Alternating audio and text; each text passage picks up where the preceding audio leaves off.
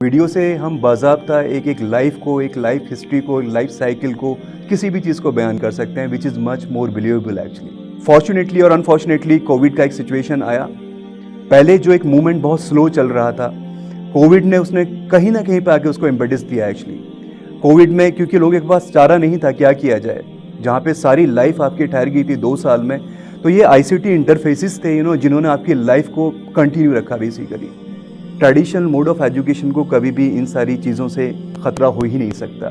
अगर आपको याद हो, आप जर्नलिज्म फील्ड से बिलोंग करते हैं, न्यूज़पेपर के बाद में जब टेलीविज़न न्यूज़ आया था और जब बहुत सारे चैनल खुले थे, लोगों ने कहा था कि न्यूज़पेपर की लाइफ ख़त्म, अब न्यूज़पेपर तो सर्वाइव नहीं करेगा बिल्कुल भी अब। लेकिन जब वो उस दिन के बाद में, वो 20-25 साल पुरानी एक स्टोरी है, आज देखें तो न्यूज़पेपर सारे न्यूज़पेपर का सर्कुलेशन कहीं ना कहीं पे ऊपर गया है। तो ये जो डिजिटल प्लेटफॉर्म है, आईसीटी इंटरफेसेस हैं, आई थिंक ये पूरा रेवोल्यूशनाइज करने वाले हैं, कई लेवल पे रेवोल्यूशन करने। एक तो ये कि आपका जो पढ़ाने का सिस्टम है पूरा चेंज होगा।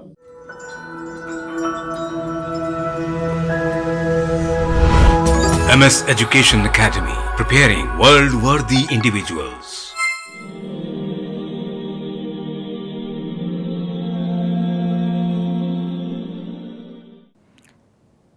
नाज़रीन अस्सलाम वालेकुम। गुफ्तगू में फिर एक बार आपका खैर मक़दम है। नाज़रीन, हम माने या ना माने, इंटरनेट के हवाले से डिजिटल कम्युनिकेशन हमारी ज़िंदगी का एक अहम हिस्सा बन चुका है। डिजिटल कम्युनिकेशन को तालीम के मैदान में भी काफ़ी अहम माना जा रहा है। हमारी आज की गुफ्तगू का मौजू भी यही है और हमने इस पर गुफ्तगू के लिए इस मैदान के माहिर जनाब रिजवान अहमद साहब को हमारे स्टूडियो में मदऊ किया है। गुफ्तगू शुरू होने से पहले रिजवान अहमद साहब का मुख्तसर सा तारुफ़ करवाते हैं।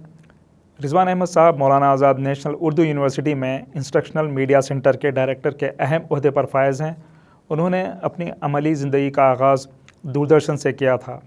डायरेक्टरेट ऑफ फिल्म फेस्टिवल्स में वो डिप्टी डायरेक्टर के ज़िम्मेदारी भी निभा चुके हैं। रिजवान साहब, आपका इस्तकबाल है हमारे स्टूडियो में। Thank you so much.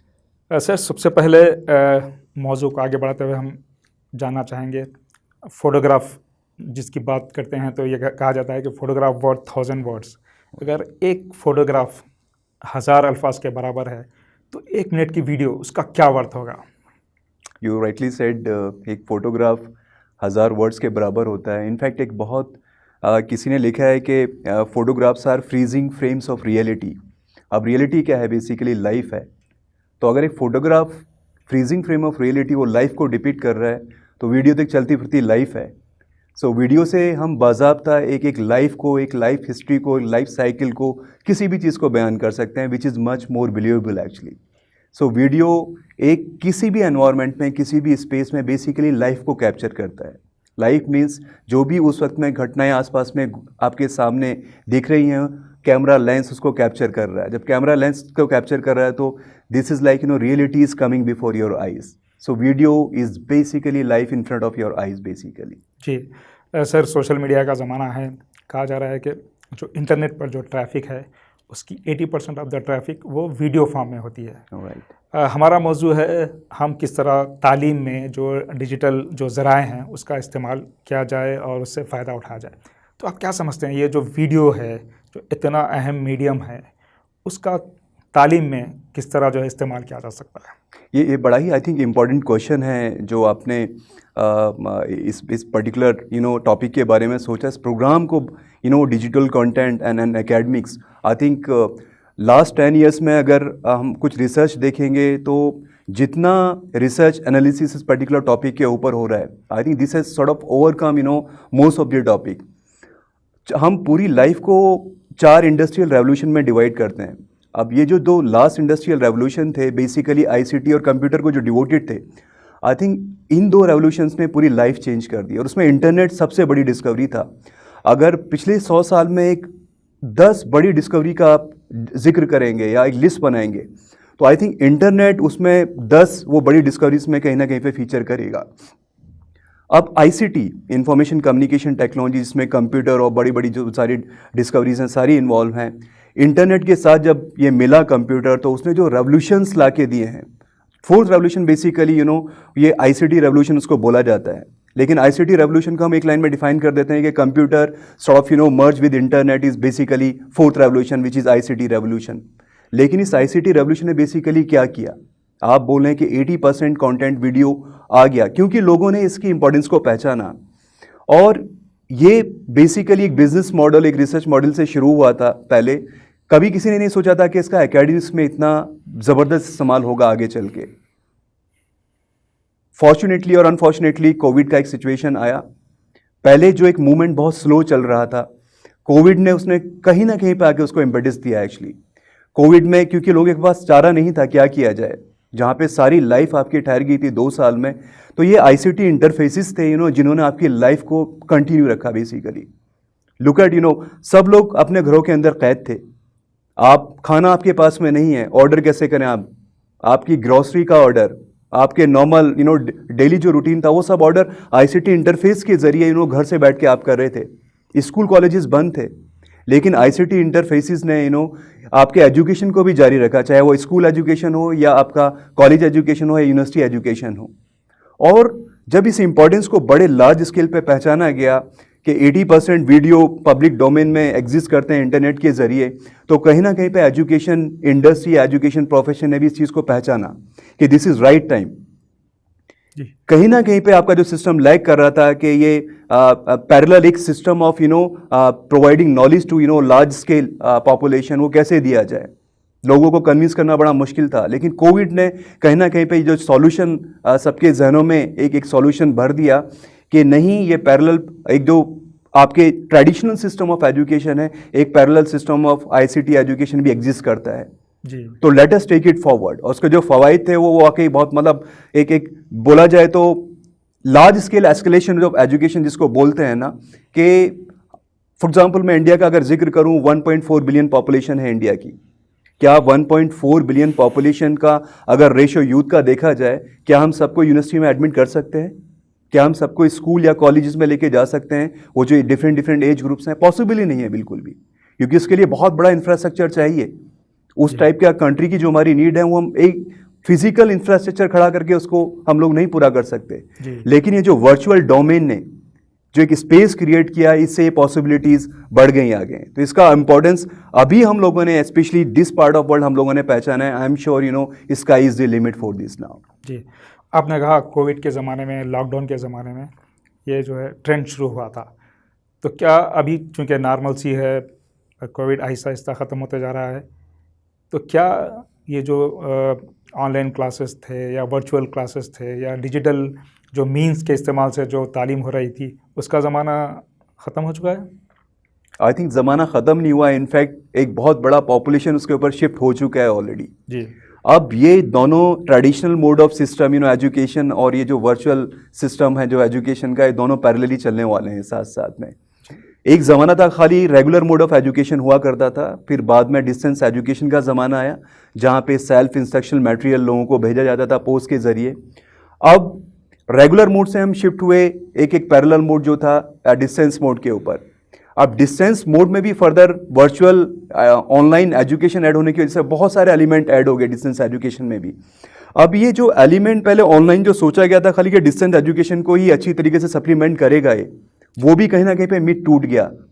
हुआ क्या कि जो एक ट्यूशन वाला जो एक पैरेलल मार्केट खड़ी थी आई थिंक आज से 10 या 20 साल पहले, उस ट्यूशन की मार्केट को ना ये वर्चुअल एजुकेशन ने टेक ओवर कर लिया।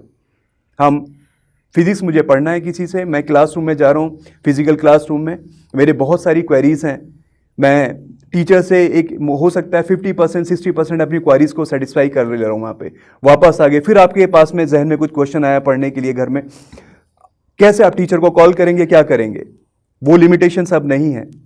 आपके पास वर्चुअल इतने सारे ऑनलाइन OER जिसको बोलते हैं ओपन एजुकेशन रिसोर्सेज इतना मौजूद है वर्चुअल डोमेन के अंदर, आप कहीं पे भी जा सकते हैं, अपनी क्वेरीज को सेटिस्फाई कर सकते हैं।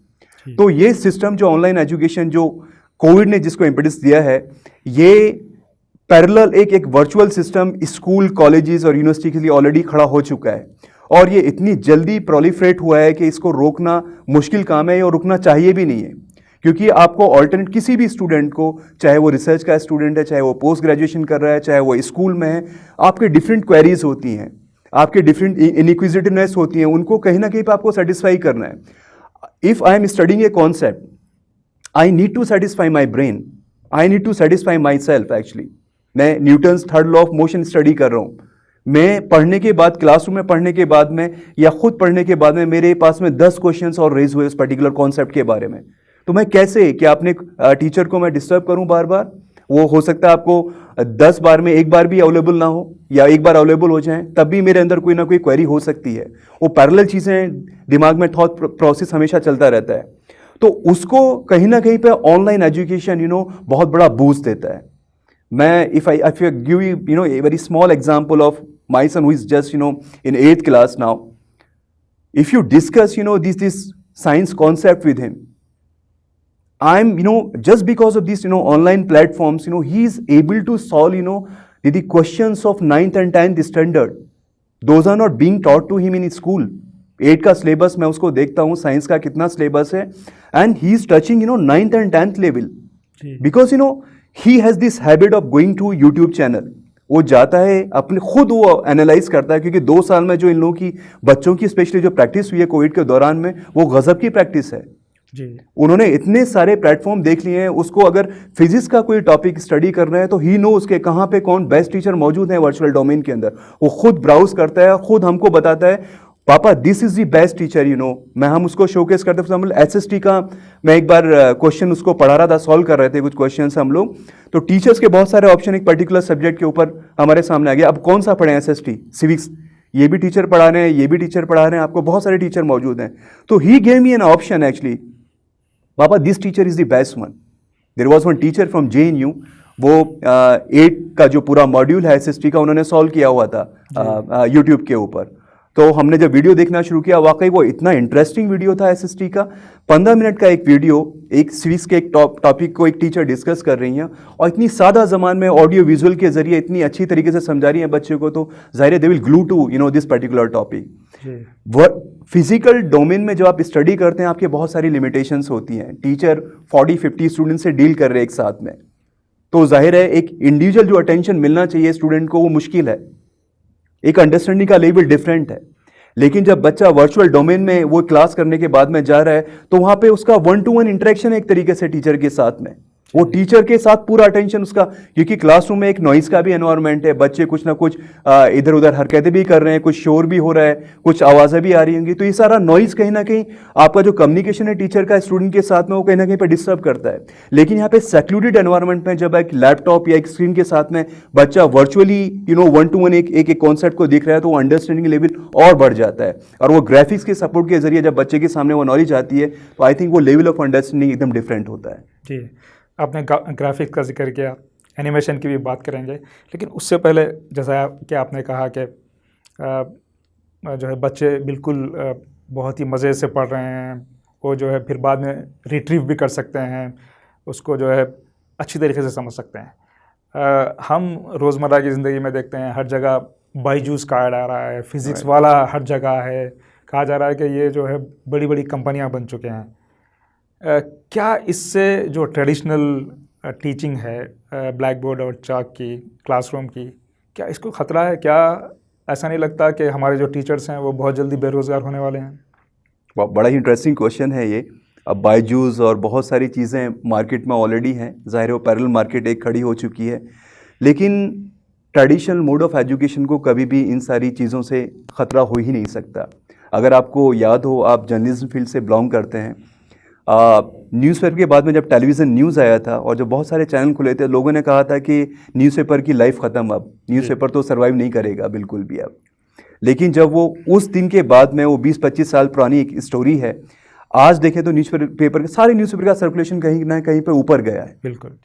तो वो जो चार्म है न्यूज़पेपर का, अपनी चाय के साथ में बैठ के न्यूज़पेपर फिजिकल कॉपी को पढ़ना, तो वो चार्म को कोई ले नहीं सकता आपसे. आप फिजिकल कॉपी में बहुत सारी चीज़ें आप इंडिविजुअल सेक्लूडेड स्पेस में स्टडी करते हो, बिटवीन दी लाइन पढ़ते हो, आप समझते हो एज पर योर कन्वीनियंस अपना. तो ये जो सिस्टम, ये डिफरेंट स्पेसिस जो एग्जिस्ट करते हैं, उनका अपना एक दायरा है, और अपने दायरे में वो डिफरेंट चीज़ें ऐड करते हुए बढ़ते जा रहे हैं. आपने कहा कि जो ट्रेडिशनल मोड ऑफ एजुकेशन है, क्या बायजूस इन सब से खतरा हो सकता है? कुछ लोगों का ज़रूर ये बिल्कुल थॉट प्रोसेस था कि ये कहीं ना कहीं पे हिट करेगा नॉर्मल एजुकेशन खासतौर सिस्टम पर को। ट्यूशन पढ़ाने वाला। बिल्कुल बहुत बड़ा खतरा था। मैं इसको इस तरीके से कॉम्प्लीमेंट करूंगा, फिल्म इंडस्ट्री एग्जिस्ट करती थी, फिल्म इंडस्ट्री के बाद में ओटीटी प्लेटफॉर्म आ गए। अब लोगों ने कहा कि अब ओटीटी प्लेटफॉर्म पे सारी पॉपुलेशन शिफ्ट हो जाएगी, सिनेमा में कोई नहीं आएगा सिनेमा देखने के लिए, लेकिन ऐसा नहीं हुआ। इनफैक्ट उसका रिजल्ट दूसरा क्या हुआ, अगर हम एक डिफरेंट पर्सपेक्टिव से उसको देखें, ओटीटी प्लेटफॉर्म में इनफैक्ट जो इंडस्ट्री में जिनको जॉब नहीं मिल पाता था प्रोफेशनल को, चाहे वो फिल्म मेकर हो या एक साउंड रिकॉर्डिस्ट हो या एक सिनेमाटोग्राफर हो या कोई भी लेवल का आर्ट डायरेक्टर हो, कोई भी हो, जिनको बिकॉज एक लिमिटेड दायरा है एक किसी भी इंडस्ट्री का। अब एक इंडस्ट्री जो एग्जिस्ट करती थी वहां पे सब लोगों को तो जॉब नहीं दिया जा सकता, लेकिन ओटीटी इंडस्ट्री, पैरेलल इंडस्ट्री आने के बाद में ये सारे लोग जिनको जॉब नहीं मिला था, ये सब के सब लोग उधर आके शिफ्ट हो गए जी। तो एक और पैरेलल इंडस्ट्री ने आपको बहुत सारा जॉब दे दिया। अब जो टीचर, जाहिर है सारे टीचर्स को, इतना सारे टीचर मार्केट में, सबको फिजिकल स्पेस, फिजिकल यूनिवर्सिटी एक कॉलेज या एक स्कूल एडजस्ट नहीं कर सकता, लेकिन जो वर्चुअल प्लेटफॉर्म है इनमें डिमांड है अब टीचर्स की, तो टीचर्स जरूर आएंगे। और कुछ ऐसे टीचर्स भी हैं जो फिजिकल स्पेस में ऑलरेडी काम कर रहे हैं और पैरेलली इन वर्चुअल स्पेसेस में काम कर रहे हैं, तो बिल्कुल भी खतरा नहीं है घबराने का, वो चार्म हमेशा रहेगा। अभी भी आज की डेट में जो भी टॉप क्लास इंस्टीट्यूशन है या आपके आप एडमिशन प्रोसेस देखिए, आप किसी भी स्कूल का, कॉलेज का उठा के, कितनी एप्लीकेशंस आती हैं, कितने लोगों को एडमिशन मिल पाता है। तो ये शो करता है कि जो traditional mode of spaces exist करते हैं एजुकेशन के, वहां पे वो डिमांड हमेशा रहेगी जी। लेकिन पैरेलल मोड, ये वर्चुअल मोड आने की वजह से अच्छा खासा पॉपुलेशन जिसको नहीं मिल पाता था, एजुकेशन का कोई जरिया ही नहीं था आपके पास में, ये उसके ऊपर शिफ्ट होगा। इसमें खुशखबरी की बात यह है, ये बोलते हैं कि ज़्यादातर इंडिया आपका गाँव में रहता है, एक बड़ा तबका गाँव में रहता है। अगर आप इंटरनेट का डेटा अभी रिसेंट देखेंगे तो बाई 2035 जो इंटरनेट का यूसेज रूरल इंडिया के अंदर जो मौजूद है, सो बाई 2035 रूरल इंडिया का इंटरनेट पेनिट्रेशन वो अर्बन इंडिया को बाईपास करने जा रहा है, बहुत आगे निकल जाएगा। अभी भी ऑलमोस्ट रूरल इंडिया का जो इंटरनेट पेनिट्रेशन है ऑलमोस्ट, इस रेशो देखें तो अर्बन इंडिया के तकरीबन करीब है, और डेटा शो करता है कि बाई 2035 ये बहुत आगे निकल जाएगा। यूट्यूब, सोशल मीडिया सब देखा जा रहा है वहाँ पे। एक इनफॉर्मल एजुकेशन ऑलरेडी एग्जिस्ट करता है, कुछ ना कुछ जो भी वीडियो आ रहा है यूट्यूब के ऊपर, गाँव में भी लोग देख रहे हैं नुक्कड़ पर बैठ के। तो जब ये पैरेलल मोड शुरू हो जाएंगे, जब लोगों को पता लगेगा कि नहीं यार हम स्कूल में ना जा पा रहे हैं, हमारे पास फीस नहीं है, तो कम से कम इनफॉर्मल एजुकेशन ले सकते हैं हम वहाँ पे। और अगर वर्चुअल मोड ऑफ एजुकेशन ने जो उनका पॉलिसी से आप देखते हैं, एक कोर्स 500 रुपीज़ का, कभी किसी ने इमेजिन किया था कि कोई एक कोर्स में, फॉर एग्जाम्पल मैं सिनेमा स्टडीज़ पढ़ना चाह रहा हूँ, 40 मॉड्यूल का सिनेमा स्टडीज़ का कोर्स, किसी ने इमेजिन किया था 1000 रुपीज़ में मैं सिनेमा स्टडीज का कोर्स में 500-1000 रुपए में कर लूंगा इंडिया में? आज एक because of this virtual domains, जो डिजिटल डोमेन है एजुकेशन, ये पॉसिबल है। उसमें स्वयं एक बहुत बड़ा गवर्नमेंट का एग्जाम्पल है, मतलब एक रोबस्ट प्लेटफॉर्म swayam.gov.in। मैं स्टूडेंट से दरख्वास्त करूंगा इसको, प्लेटफॉर्म को जरूर आप लोग देखें। और जरूरी नहीं है कि आप इंजीनियरिंग के स्टूडेंट हैं, आप साइंस पढ़ रहे हैं या आर्ट्स पढ़ रहे हैं या कोई भी डिसिप्लिन पढ़ रहे हैं तो मैं दूसरा सब्जेक्ट नहीं पढ़ सकता। आप साइंस के स्टूडेंट भले ही हों, आप फिल्म एप्रिसिएशन पढ़ लीजिए, आप फोटोग्राफी पढ़ लीजिए, वहाँ पे सारे मॉड्यूल्स मौजूद हैं। फीस कितनी है? बहुत सारे फ्री है इनफैक्ट कोर्सेज। फीस कितनी है? 500 रुपये, 1000 रुपये। आपको बाज़ाब्ता सर्टिफिकेट मिलेगा गवर्नमेंट ऑफ इंडिया का। कोर्सेरा, ये बहुत इतने, मतलब मोर देन 25 जो रेप्यूटेड ऑनलाइन प्लेटफॉर्म्स हैं। आप OER गूगल पे डालिए, कम से कम आपको 20 जो रेप्यूटेड ऑल ओवर वर्ल्ड जो रिकॉग्नाइज प्लेटफॉर्म है वो खुल जाएंगे आपके सामने, आप चूज कर लीजिए अपने हिसाब से।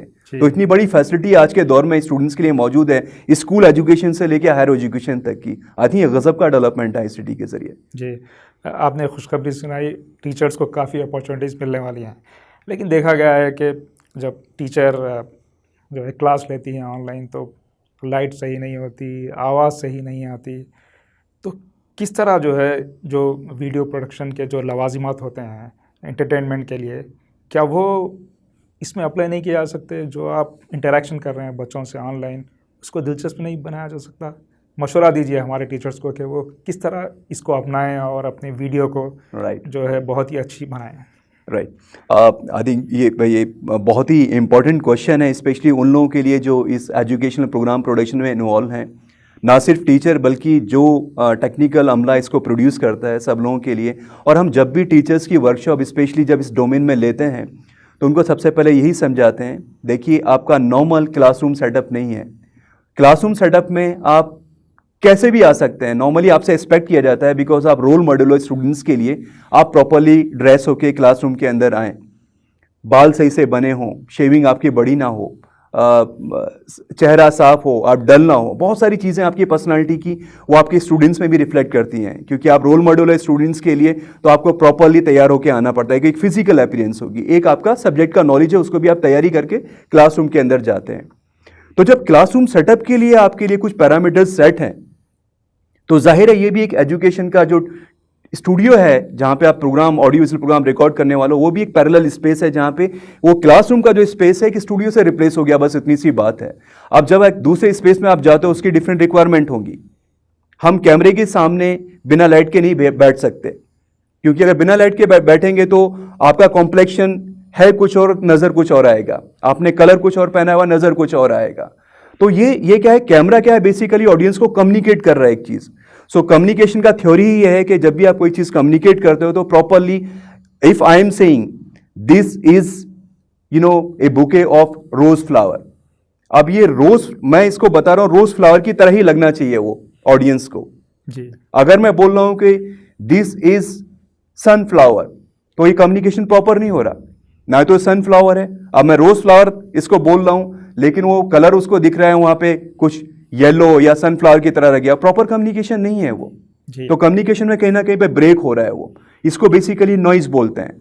तो ये नॉइज बिल्कुल नहीं आना चाहिए। आप जो डिमांड है, आप शादी में बिना तैयारी के नहीं जाते हो कहीं पे भी, आप प्रॉपरली ड्रेस होते हो, हर वो जो माहौल है उस माहौल के हिसाब से आपको ढलना है। और सबसे इंपॉर्टेंट चीज है किसी भी टीचर के लिए कि ये जो स्टूडियो एनवायरनमेंट है या कैमरे के सामने का एनवायरनमेंट, उससे बिल्कुल घबराए ना, उससे फ्रेंडशिप करना जरूरी है, क्योंकि ये मॉडर्न टूल है। आप अपनी क्लास में हो सकता है रोजाना 40 स्टूडेंट के साथ में, 50-100 स्टूडेंट के साथ में इंटरेक्ट कर रहे हैं रोजाना, उतने लोगों को आप एजुकेशन दे रहे हैं। लेकिन एक बार आप कैमरे के सामने आ गए, आपका प्रोग्राम आधे घंटे का रिकॉर्ड हो गया, तो आपकी ऑडियंस की कोई लिमिट नहीं है। आपका प्रोग्राम एक लिंक की शक्ल में पूरी दुनिया में आपकी जितनी रीच हो सकती है आप कहीं भी भेज सकते हैं उसको। तो just imagine the level of service you can do through this medium. तो instead of teachers feeling shy in front of camera और एडजस्ट ना करें उस एनवायरनमेंट में, I suggest to all teachers कि ये कंपलसरी, अगर आपको कोई रोकता भी है, आप प्रॉपर परमिशन लेके इस एनवायरनमेंट को अडॉप्ट करें, इस एनवायरनमेंट में ट्रेनिंग लें बाज़ाब्ता, और अपना जो इल्म है उसको एक बड़ी पॉपुलेशन के साथ में शेयर करें। सो आई एम श्योर टीचर्स अगर सामने आते हैं तो ये जो लिमिटेड सर्विस हम लोग एक स्पेस में करते हैं, तो इस मीडियम के जरिए एक बड़े तबके को हम लोग कैटर कर पाएंगे। जी रिजवान साहब, वीडियो की बात हो रही है, हर फील्ड में वीडियो का इस्तेमाल हो रहा है, वो मज़हब हो या समाजी कुछ एक्टिविटीज़ हो या तालीम हो, खेल हो, हर जगह वीडियो का इस्तेमाल है। क्या ये ऐसा नहीं होना चाहिए कि वीडियो को जो हमारे करिकुलम में हाई स्कूल की सतह पर भी वीडियो मेकिंग जो है, वीडियो प्रोडक्शन की जो बेसिक टेक्निक्स हैं वो बच्चों को सिखाई जाएँ?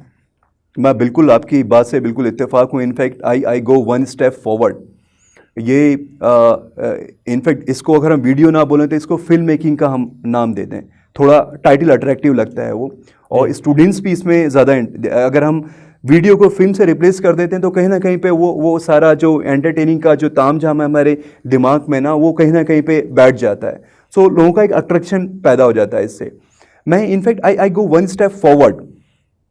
हम बोलते हैं कि बच्चे को फिल्म मेकिंग का कोर्स इस तरीके से पढ़ाया जाए, बेसिक जो आपने बोला, कि उसमें एप्रिसिएशन का एंगल भी शामिल हो, टेक्निक्स भी शामिल हो, एक एप्रिशिएट भी कर पाएँ इसको।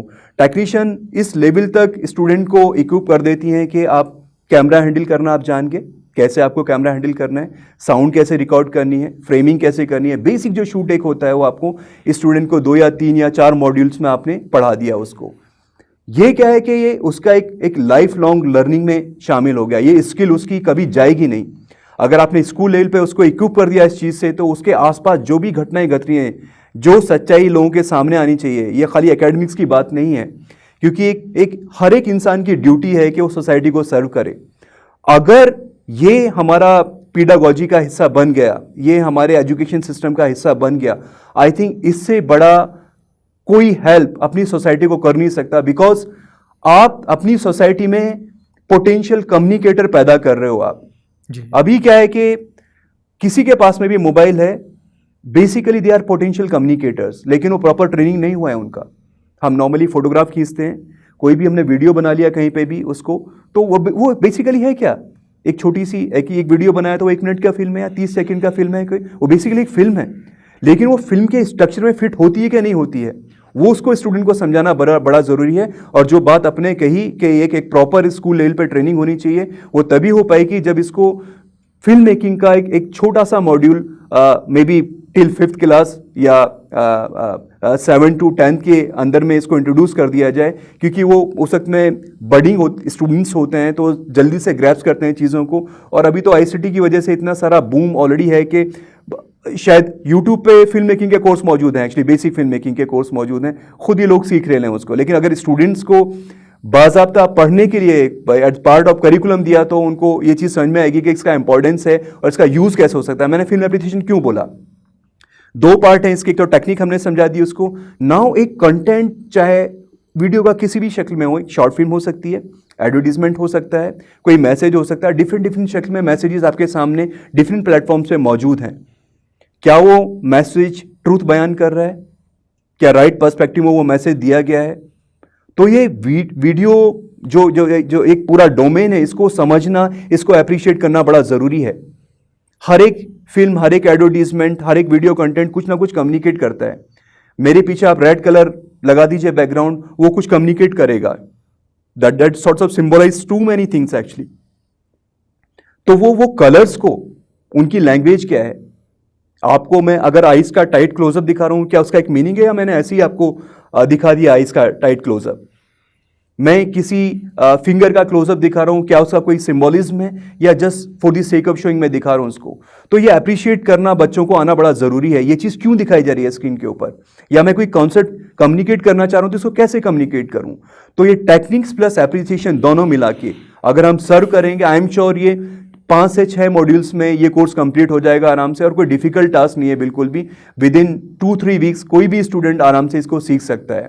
और अगर वो भी फिजिकली पॉसिबल नहीं है तो कम से कम एक ऑनलाइन कोर्स बच्चों को इंट्रोड्यूस कर दिया जाए, may be till 5th level और मे बी टिल 12th और 10th लेवल। तो I am sure this will help a lot. जी, अगर वो बच्चा कोई भी फील्ड अपना चाहे तो अपना सकता है और उससे फ़ायदा उठा सकता है। एब्सोल्युटली। सर, आपसे आखिरी सवाल, जब कम्युनिकेशन या इंटरनेट की बात होती है तो वहाँ पर ट्रेंड्स की भी बात होती है। Right. तो आप क्या समझते हैं ये जो डिजिटल कम्युनिकेशन है, ख़ासतौर पर एकेडमिक्स के पॉइंट ऑफ व्यू से, तो फ्यूचर ट्रेंड्स क्या होंगे इसके? I think future trends are going to be very interesting. कभी किसी ने सोचा नहीं था कि रेगुलर मोड ऑफ स्टूडेंट्स को भी बोला जाएगा कि आप ऑनलाइन प्लेटफॉर्म को जाके देखिए। बाज़ाब्ता गवर्नमेंट का पॉलिसी है कि रेगुलर मोड ऑफ स्टूडेंट जो भी है ना, इतना % कोर्स आप ऑनलाइन भी करिए। ये बाज़ाब्ता पॉलिसी है, आपके पास चॉइस नहीं है एक्चुअली। पहले चॉइस हुआ करती थी कि मैं इतना सिलेबस अपना पूरा पढ़ रहा हूँ यहाँ पे, फिर बाद में कोई सोर्स मुझे ऑनलाइन देखना है तो मैं देख सकता हूँ। लेकिन अब आपको फोर्स किया जा रहा है, आप देखिए। इसी की वजह से जो आपने स्वयं का नाम लिया, उसमें वो प्लेटफॉर्म पूरा क्रिएट किया गया। इनफैक्ट स्वयं से भी एक बड़ा प्लेटफॉर्म है स्वयं प्रभा.gov.in। उसमें क्या किया है गवर्नमेंट ने, 32 चैनल, DTH चैनल खोले हैं बाज़ाब्ता। Can you imagine the scale of digital communication happening in education domain? वो 32 चैनल, एक चैनल पूरा इंजीनियरिंग कोर्सेज के लिए डिवोट है, एक चैनल पूरा आर्ट्स सोशल साइंस के लिए, एक चैनल पूरा साइंसेस के लिए, एक चैनल पूरा बायोलॉजी के लिए। तो पूरे एक सब्जेक्ट के लिए एक चैनल पूरा खोला हुआ है। मैं साइंस का स्टूडेंट हूँ, आप कोई टॉपिक उसके अंदर स्वयं प्रभा वेबसाइट पे जाके फीड कीजिए, मुझे इस टॉपिक के बारे में कुछ नॉलेज चाहिए, आप टॉपिक फीड कीजिए वेबसाइट पे, पूरा इन्फॉर्मेशन उसका खुल जाएगा। वीडियो लेक्चर्स मौजूद हैं, और वो वीडियो लेक्चर भी किस स्ट्रक्चर के, IITs के टीचर्स ने वो सारे वीडियो शूट किए हुए हैं। तो you can imagine learning process का लेवल क्या होगा। बेहतरीन लेवल का रिसोर्स पर्सन आपको एक टॉपिक को समझा रहा है, तो आपका लेवल ऑफ अंडरस्टैंडिंग किस लेवल का होगा, कोई इम्तहान नहीं है उसकी। नंबर 2 जो इंपॉर्टेंट एंगल जिसमें ऐड हुआ है, हमने सारे क्लासरूम को कहीं ना कहीं स्मार्ट बोर्ड लगा दिए हैं, वर्चुअल बोर्ड मौजूद हैं। तो जो पहले जो क्लास में खाली टीचर्स चौक लेके आते थे बोर्ड पे लिखने के लिए, वो पेडागोजी एकदम शिफ्ट हो गई है डिफरेंट लेवल पे। अब मुझे सर्कुलेटरी सिस्टम पढ़ाना है, मैं बायोलॉजी का एक टीचर हूँ, मैं सर्कुलेटरी सिस्टम पहले कैसे पढ़ाता था एज ए टीचर? मैं एक हार्ट की तस्वीर लेके आ गया, या मैंने बच्चों को ड्रॉ कर दिया बोर्ड के ऊपर, वो समझा दिया देखिए ये यहाँ पे इतने 4 चैम्बर्स हैं और ये वेन से और आर्टरीज से ब्लड कैसे आता है कैसे जाता है, वो उसमें लेवल ऑफ अंडरस्टैंडिंग ज़ाहिर लिमिटेड होगा। लेकिन इसी पीडागोजी को और हम शिफ्ट करें आईसीटी टेक्नोलॉजी के लिए, एक स्मार्ट बोर्ड हमारे पास मौजूद है। अब मैं सर्कुलेटरी सिस्टम का वीडियो बच्चों को शो कर रहा हूं मैं, तो वहां पे आपको हार्ट पंप होता भी दिख रहा है, उसके चारों चैम्बर उसमें। अब चारों चैम्बर से ब्लड कैसे आ रहा है, ब्लड कैसे जा रहा है, वो भी आपको दिख रहा है, बाज़ाब्ता नजर आ रहा है। It's like life actually, full flash life. तो उसमें लेवल ऑफ अंडरस्टैंडिंग जो होगा बच्चे का, वो जाहिर एकदम डिफरेंट होगा जी। और ये प्रूव होता है बाज़ाब्ता। आप if you go to European countries, आप वेस्ट में जाके देखिए क्लासरूम जो सेटअप है उनका पूरा, कैसे आईसीटी का यूज क्लासरूम के अंदर किया। क्यों एक ही one part of the world सारे नोबेल प्राइज उधर से क्यों आते हैं बार बार? सोचने का मुकाम है ये, क्योंकि ये जिस तरीके की पेडागोजी लोगों ने डेवलप किया है, पढ़ाने का सिस्टम डेवलप किया है, वो अल्टीमेटली रिफ्लेक्ट करता है फिर बाद में आप स्कूल से कैसे बच्चों को डेवलप कर रहे हो, फिर कॉलेजेस में और यूनिवर्सिटी सिस्टम में ना, वो आगे रिफ्लेक्ट करता है आप कैसे पढ़ा रहे हैं, कैसे एजुकेशन दे रहे हैं बच्चों का। तो ये जो डिजिटल प्लेटफॉर्म है, आईसीटी इंटरफेसेस हैं, आई थिंक ये पूरा रेवोल्यूशनाइज करने वाले हैं, कई लेवल पे रेवोल्यूशन करने। एक तो ये कि आपका जो पढ़ाने का सिस्टम है पूरा चेंज होगा, लेवल ऑफ अंडरस्टैंडिंग स्टूडेंट का बढ़ेगा नो डाउट, क्लास में भी और उसके बाहर भी। नंबर 2, जो हमारा ग्रॉस एनरोलमेंट रेशियो है, जो अभी वो 30% के आसपास कहीं हैंगे, मतलब इसका मतलब ये हुआ कि फॉर एग्जांपल 100 बच्चे जिनको स्कूल या कॉलेजेस में होना चाहिए था, अब वो 100 बच्चे स्कूल कॉलेजेस में नहीं है, वो खाली 30 या उतने ही बच्चे स्कूल कॉलेजेस में मौजूद हैं। लेकिन बाकी लोग, बाकी 70 या 72, 73 क्यों नहीं है वो? क्योंकि आपके पास लिमिटेड सीटें हैं। अब वो गैप कैसे, ये जो खला है कैसे इसको भरा जाए? जब वर्चुअल प्लेटफॉर्म ऑनलाइन एजुकेशन आ गया, आपके पास पूरे कोर्स मौजूद हैं, तो ये जो बच्चे इनको स्पेस नहीं मिल रहा था, ये वहाँ जाके रजिस्टर कर सकते हैं, एनरोल कर सकते हैं अपने आप को। तो इस तरीके से भी ये डिजिटल प्लेटफॉर्म हेल्प करने जा रहे हैं आगे हमारी पॉपुलेशन को। तो मतलब कितने डायमेंशन हो सकते हैं इसके, वो डायमेंशन आगे एक्सप्लोर होते ही रहेंगे और ये बढ़ते रहेंगे dimension. I am sure this is going to revolutionise our education system in India. जी, बेहद शुक्रिया रिजवान साहब, आप आए और हम काफ़ी जो है मालूमात से हमको सरफराज किया। Thank you so much for calling me here. Thank you so much. नाज़रीन, हम उम्मीद करते हैं कि इस वीडियो से आपको ज़रूर फ़ायदा हुआ होगा। गुजारिश है कि आप इस वीडियो को ज़रूर शेयर करें और कमेंट सेक्शन में अपना फीडबैक दें। जज़ाकल्लाह।